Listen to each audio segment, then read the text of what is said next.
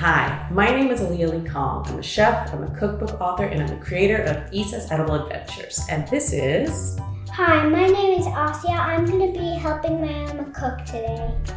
Welcome to Issa's World of Cooking, where food is love. So today, Aliya, I'm being a little bit selfish because I'm going to teach you how to make my favorite overnight French toast. So this is a banana and blueberry French toast, and we assemble it today. It sits in the fridge overnight, and in the morning you can bake it up and make it perfect for me, nice and warm in the morning on Mother's Day. That's my plan. Why are you thinking that you're being selfish? Because I want it all for myself, and I want you and Daddy to make this for me.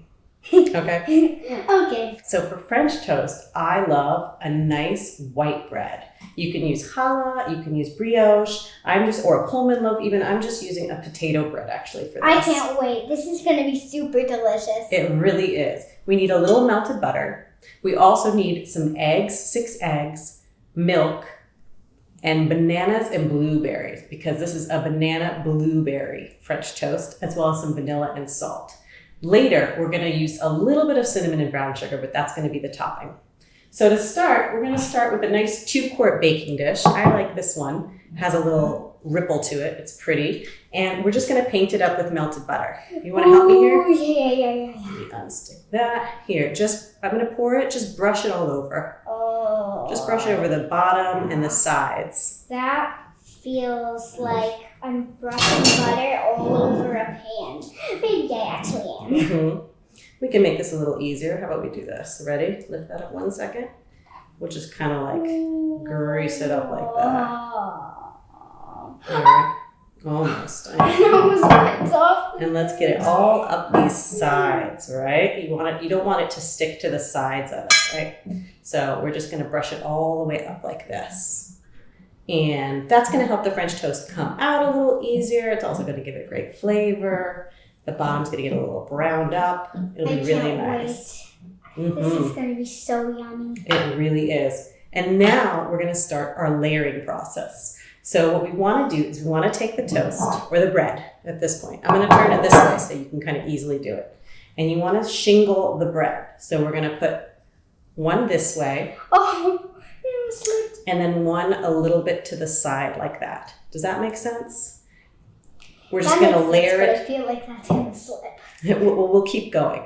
And then in between that, what you want to do is you want to add a few bananas as well as a few blueberries. All right. Do you want to get started on that? Yeah. All right. Go ahead. Put the bananas and the blueberries. Right. So we'll just take a couple and you'll just stick them to this like that. Yeah, just stick them on there. Leave that one. We can leave that one. Okay. And then just sprinkle a few blueberries in there, okay? And then we'll keep going and we'll do another piece and another piece. Whoa. Bananas and blueberries? This is going to get crazy. Easier to stick these like this, like that. Go ahead. Sometimes in cooking, you can get your hands messy. Yeah, a little messy. We have finished our bread decoration, I think, but we're almost finished. We still have 2 more slices. So I'm going to show you guys, we really shingled this in there. And you can kind of smush them together a little bit because once you pour in the milk and eggs, it'll all kind of sink in. So we're going to put in our last layer, right? You want to do the honors with this piece? Uh-huh. So some people like to tear up bread for bread pudding, but I love the look, really, when there's like actual pieces of bread like this, right? Yeah, and also it looks like pancakes with tree ornaments on it that are like blueberries and bananas. Mm-hmm. So stick those in there. We'll finish up some blueberries. That banana got a little messed up. That's okay. This is all going to look really good. You can wipe your hands there, baby. Okay. If you want. All right. So we got all our bananas and blueberries in there. This is starting to look really beautiful. And now I'm going to put it right over here for a second while we mix our custard mixture, really. So Ooh. this custard and what really sets the French toast is a combination of eggs and milk. So we have 6 eggs right here. And Asiya, you want to do the honors? Yeah. You want to beat them? Okay. I'm going to poke the yolk first and then do it because it will make it a better texture And also, it will make it easier mixing it. All right, go for it. This is a great technique. That looks great. Now you want to beat it a little bit? And then while you're beating it, I'm going to add the other ingredients. So to this, we're going to add your milk. All right. Ooh, I can't wait to see this custard. Right. It's a little bit more milk than I could fit in there. There we go. We're going to add a teeny bit of salt. This looks so good. Only about a quarter teaspoon. And then we're going to add, ooh, this milk. Oh, I got it. This looks like cookie dough. It's a little bit of vanilla. Yummy. This looks so good. I love real vanilla. The smell, it's beautiful in here. All right. Can I get in there a little bit? Yeah. All right. Let me just, you really want to make this uniform, so I'm going to kind of go at it a little bit. Whoa, that looks like a ripple water, but it looks like it's liquid. All right. So now what we're going to do is we're going to pour this egg mixture all over this beautiful French toast casserole, really. And the other thing is when you shingle it, it allows space for the milk and the eggs to get down there. You can also dip each piece before you layer it, but I think that's really time consuming. And for kids, I think it's really fun to kind of make this beautiful production first and then pour it in. All right. You want me to do this part? Actually, can I help you do it? Of course. Let's pour it away from ourselves, right? Always away. So let's make sure we get all of the pieces, right? Oh my goodness. Looks this is good, looking right? so good. I know. Exciting. All right.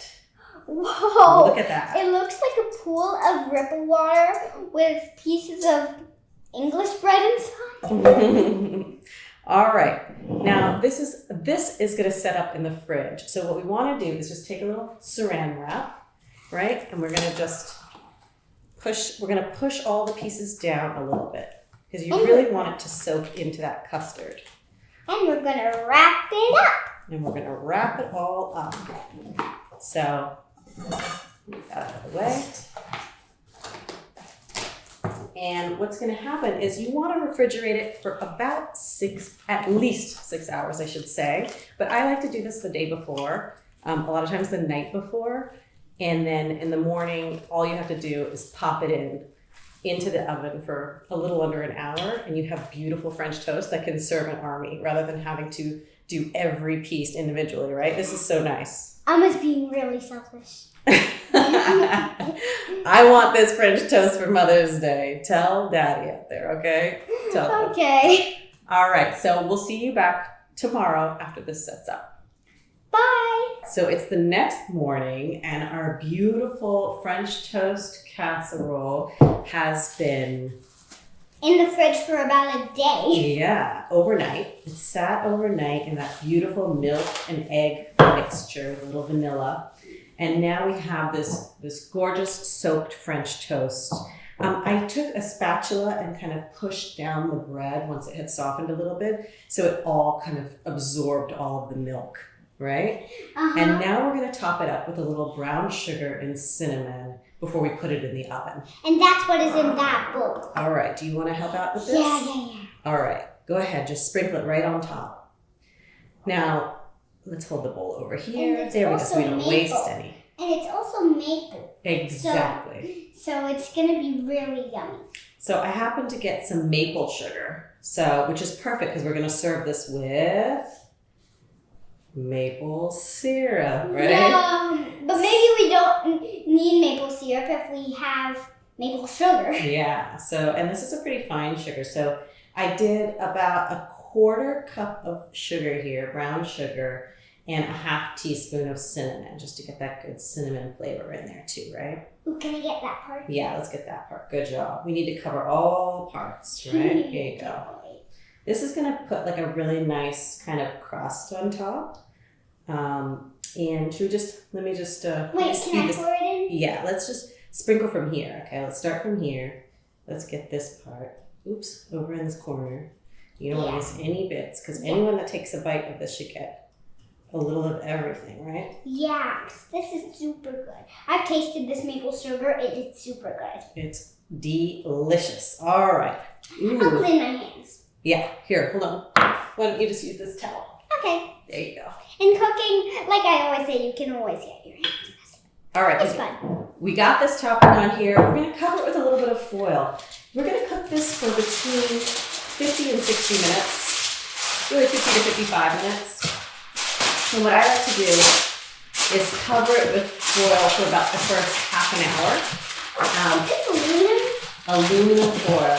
And then after that, we'll take it off to get a little bit of a crust on top. So our oven is preheated to 350 behind us, and we're going to put this in.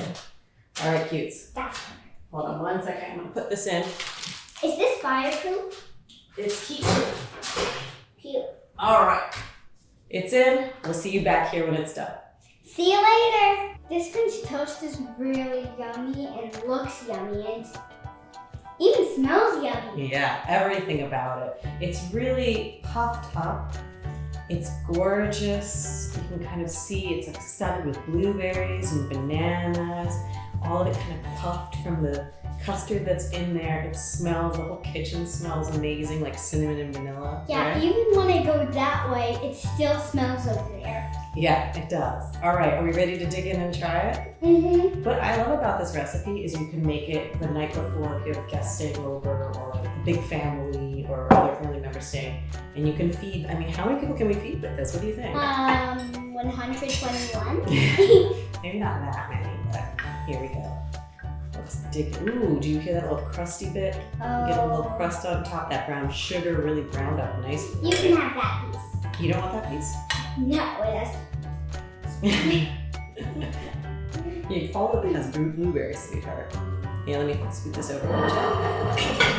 Let's grab this plate. Can you grab this plate? Grab this plate. Okay, can you give I'll me a do this. piece with the least blueberries? All right, I'll give you a piece with the least blueberries, but they're so good for you. All right, here we go. Here's a piece with no blueberries. How's that? Yeah, that's good, that's good. All right, it's really hot though, okay? So just be very careful. Okay.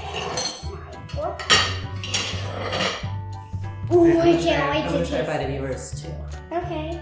Go for it. Let's see, it's hot. It's very hot. Blow, blow, blow.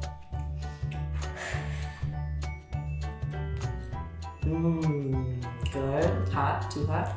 Try some with the crust from the top. You need like the crusty top. Oh, I forgot to put maple syrup. How can we forget the maple syrup? Here we go. Even though we already put maple. You know, because we didn't put that much sugar inside the custard or into the French toast. So let me cut that for you here. Yeah. Try this. Try that right there. Okay. Just blow on it really well. Okay. Okay. It's gonna have the crust from the top. It's gonna have the maple syrup. I was wondering why you didn't go. Go ahead, try it. Try a little better.